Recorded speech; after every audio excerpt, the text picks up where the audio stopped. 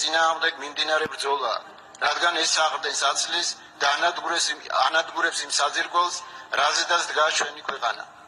ქრისტეს მოძულეები, ღირსება აყრილი და უზნეო ადამიანები ცდილობენ ქართველი ხალხი მოწყვიტონ იმ ფესვებს, რომლითაც საზრდოობს და ცოცხლობს ჩვენი ერი.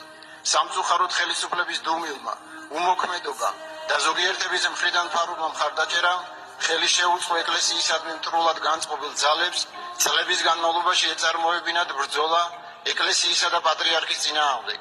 ეკლესიის მტრები ქრისტეს ღვთისმშობელთა ჩვენ წმინდა მეფეებს შეურაცხყოფდნენ, როცა ზნეობას და ღირსებას ფეხქვეშ თელავდნენ, როცა პატრიარქს და სასულიერო პირებს ილსამებდნენ, ხელისუფლებამ მშვიდად უყურებდა ამ პროცესს. ამათ როცა აწყობთ ერთად არიან, როცა მთავრობას წყალი შეუდგა და ამ საპატრიარქოსაც მიადგა, ეხლა ყველაფერს მთავრობას აბრალებენ და ხელი შეაწმინდეს.